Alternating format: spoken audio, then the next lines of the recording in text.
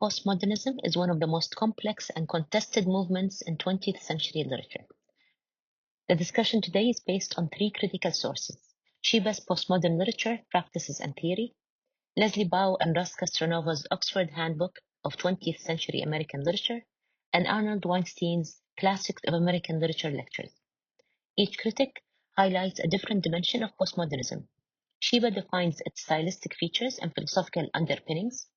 Bow and Castronovo situate it in cultural and political context, and Weinstein interprets its literary practices in works by major authors. These critics will help us understand postmodernism as both a continuation and a rupture with modernism, a movement that questions truth, destabilizes authority, and expands the literary canon. In this lecture, we will trace its historical background, stylistic traits, philosophical foundations, representative writers, and its broader significance for American literature. This cover image of Roy Lichtenstein's brushstroke reflects postmodern's fascination with parody, irony, and artifice, signaling a shift from modernist seriousness to playful experimentation. Sheeba explains that postmodernism emerged in the decade after World War II, when the world has experienced unprecedented destruction, technological change, and global instability. The war, the atomic bomb, and the Cold War undermined confidence in progress, rationality, and modernist ideals of order.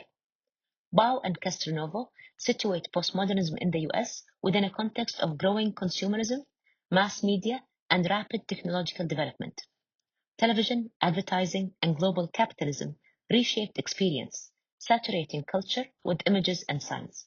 At the same time, social movements, civil rights, feminism, LGBTQ+ rights, and multiculturalism challenged the authority of traditional institutions and demanded recognition of multiple identities. Postmodernism in literature reflected these changes: skepticism toward universal truths, fragmentation of identity, and a playful embrace of plurality. The historical moment of the 1960s to the present gave rise to a literary mode that both mirrors and critiques a fractured, media-driven, and diverse society. This 1950s television advertisement illustrates Bow's point that postmodernism arose in a world saturated with consumerism and media, where images of family happiness mask deeper cultural anxieties. Sheeba defines postmodern literature by its distinctive stylistic features. Fragmentation and discontinuity dominate. Novels often break linear narrative, offering disjointed plots and multiple perspectives. Metafiction is a hallmark, texts that draw attention to their own construction, reminding us that storytelling is an artifice. Postmodern writers employ parody, irony, and black humor, destabilizing seriousness and mixing tones. They collapse the boundary between high culture and low culture. Comic books, television, and pop icons appear alongside philosophy and classical references. Underlining all this is a philosophical relativism, the sense that truth is unstable, contingent, and constructed. Postmodern texts refuse closure, certainty, or singular meaning.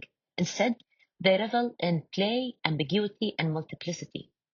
For Sheeba, these traits distinguished postmodern literature as a radical departure from realist or modernist traditions, creating works that reflect the complexity and absurdity of contemporary life. Robert Rauschenberg's Canon, shown here, illustrates postmodern play and hybridity, combining painting, collage, and found objects in a way that destabilizes meaning and blurs the line between high art and everyday culture.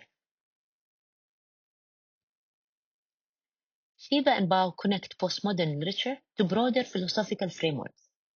Jacques Derrida's concept of deconstruction emphasized the instability of language. Words never deliver fixed meaning, only endless play of difference. Jean-François Lyotard describes the postmodern condition as incredulity toward meta-narratives, a rejection of grand stories like progress, enlightenment, or national destiny. Frederick Jameson interpreted postmodernism as the cultural logic of late capitalism in a globalized, consumer-driven economy. Literature reflects fragmentation, pastiche, and commodification. Jean Baudrillard went further, describing a world of simulacra and hyperreality, where signs no longer represent reality but replace it. These philosophical ideas underpin postmodern writing, novels that undermine their own authority, stories that parody historical truth, and texts that blur fact and fiction. For Sheeba and Bao, postmodernism is not just a style, but a worldview, an aesthetic expression of a cultural moment in which certainty, stability, and truth no longer seem possible. Weinstein singles out Thomas Pynchon as a defining figure of American postmodernism. His novel, Gravity's Rainbow, epitomizes postmodern sprawl. Thousands of pages, hundreds of characters, no stable center. The narrative is paranoid, endlessly digressive, filled with bizarre episodes that mix history, science, and pop culture. Weinstein stresses that this excess is deliberate. Pynchon resists closure, certainty, or traditional coherence. The novel destabilizes readers, mirroring the chaos of modern existence. Its blend of high and low, from rocket science to comic songs, embodies the postmodern refusal of boundaries.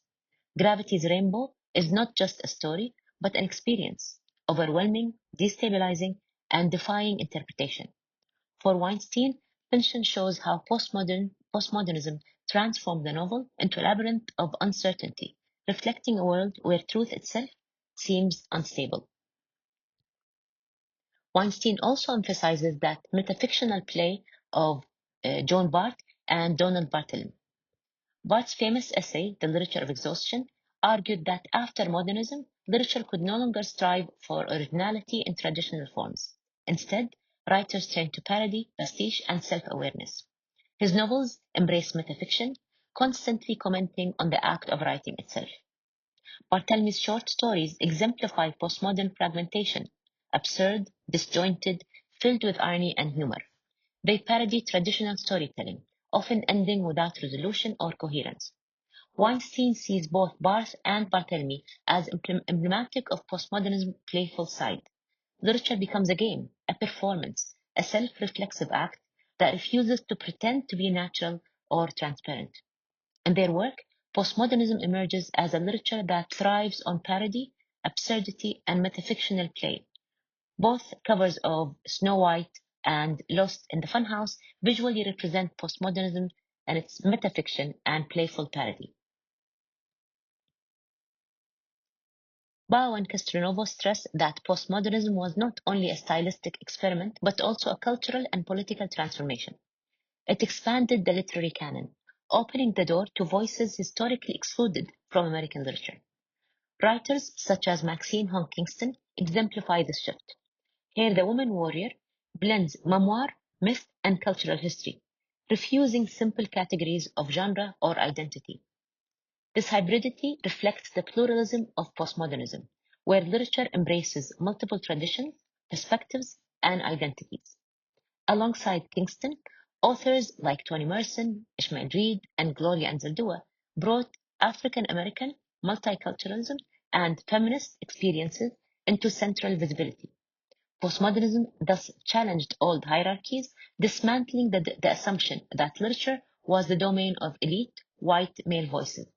Bao and Castronovo emphasized that this was one of the movement's greatest legacies. It redefined what could be literature and made recognition, diversity, and hybridity central to American cultural expression. Taken together, Sheeba, Bao, and Weinstein underline the broader significance of postmodern literature. It is a literature that challenges truth, authority, and representation. It refuses to offer stable meaning, preferring play, parody, and multiplicity. It expanded the canon, making literature more plural, hybrid, and inclusive. Postmodernism reflects its historical context, a world saturated by media, advertising, technology, and global capitalism. Its irony and parody mirror the absurdity of consumer culture, while its pluralism reflects the diversity of American society. For Sheba, postmodernism is a radical stylistic break. For Bao, it is also a cultural politics of recognition. For Weinstein, it is embodied in writers who transformed the novel into a site of destabilization and play. Postmodernism, then, is both an artistic practice and a cultural critique, shaping American culture and literature from the 1960s to the present. Toni Morrison's Beloved is emblematic here, as it combines historical narrative, ghost story, and myth to challenge dominant versions of American history. Morrison's work demonstrates that postmodern techniques of fragmentation, hybridity, and unstable truth are not merely stylistic experiments, but powerful ways of uncovering suppressed histories and identities. To conclude, postmodernism is defined by fragmentation, play, and critique. It emerged in the post-war era, when certainty and grand narratives collapsed. Sheeba identifies its key stylistic practices: metafiction, parody, irony, and refusal of stable meaning. Bao and Castronovo show how it also represented a cultural shift, expanding the canon and embracing plural identities and politicizing literature. Weinstein highlights the works of Pynchon, Barth, and Barthelemy as exemplars of postmodern plays, excess, and self-reflection. These critics demonstrate that postmodernism is both a break from modernism and an enduring cultural legacy. It left behind a literature that is skeptical yet playful, fragmented yet inclusive, ironic yet politically charged. Postmodernism continues to influence literature today, shaping how we think about truth, identity, and representation in an age of media saturation and cultural pluralism. Pynchon, Barthelemy, Kingston, and Morrison, among other voices, are central to postmodern literature as they expand the canon, challenge dominant narratives, and embody the pluralism, irony, and experimentation that define the movement.